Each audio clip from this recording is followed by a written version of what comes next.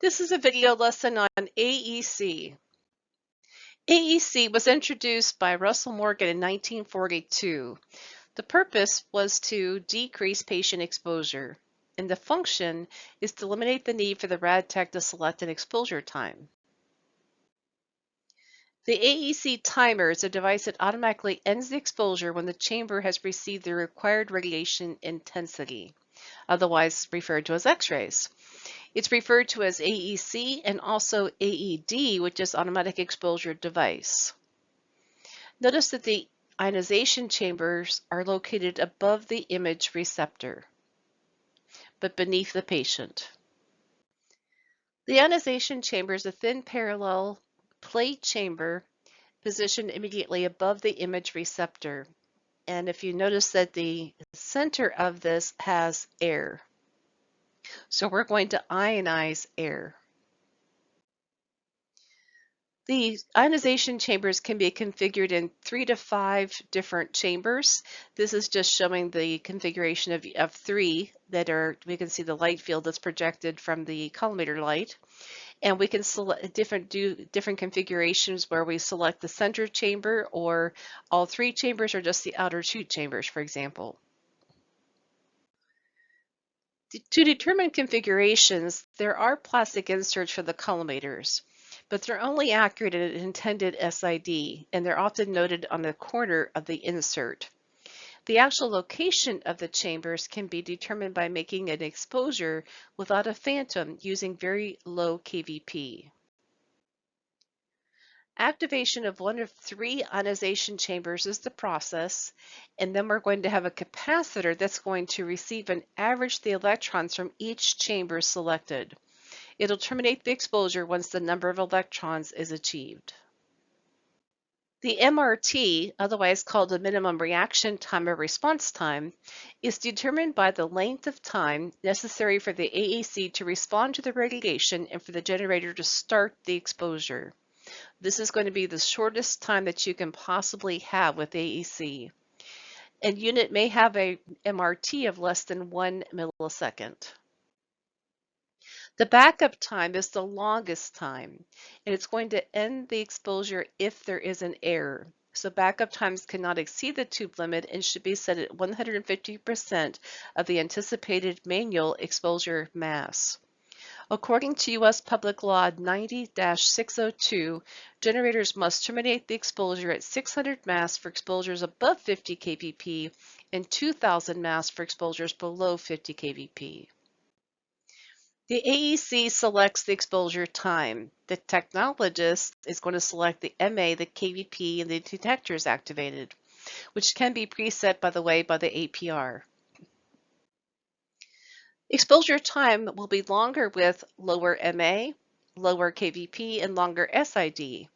And with AEC, time will be shorter with higher MA, higher kVp, and shorter SID. Changes in MA, kVp, and SID will not change receptor exposure. They will only change the exposure time. Positioning skills. AEC devices provide a diagnostic quality image for structures positioned directly above the ionization chambers. So the art of using AEC is the art of positioning. The target tissue must be accurately positioned over the chambers.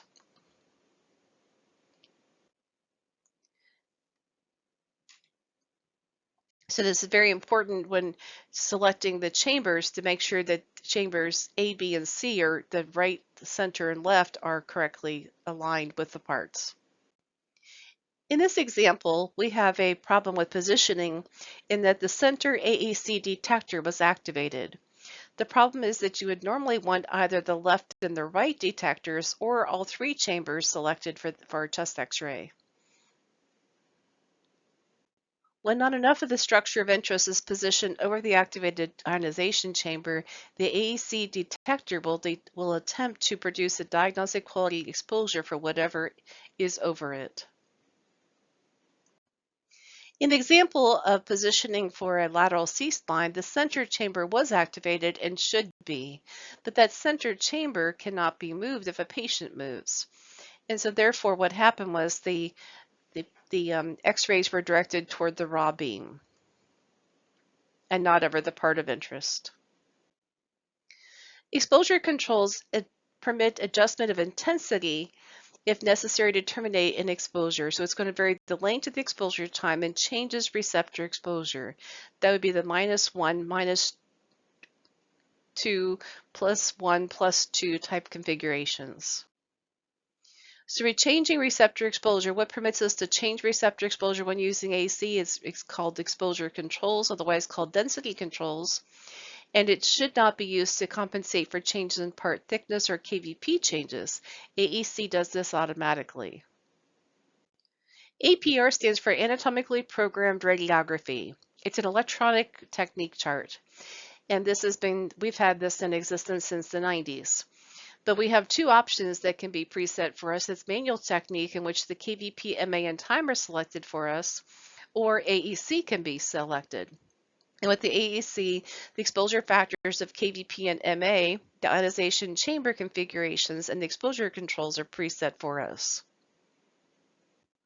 Cause for the AEC timer to remain on too long occurs when an unexpected tissue density is present, such as fluid in the lungs. An example would be a pleural effusion. Osteopetrosis would be another pathologic condition, as well as hardware or prosthesis as shown in the image on the right. Cause for the AEC timer to cut off too soon occurs when an expected tissue density is absent. This would be the case with emphysema, in which there's excessive air in the lungs or overinflation of the lungs, osteoporosis, which is a loss of bone density, or exposure to raw beam, as is shown in the image on the right. So review questions. What will reduce exposure time during an exposure using AEC? Higher MA, higher KVP, or shorter SID? How can receptor exposure be increased or decreased when using AEC? That would be with the exposure controls. This concludes our video lesson on AEC. Have a great day.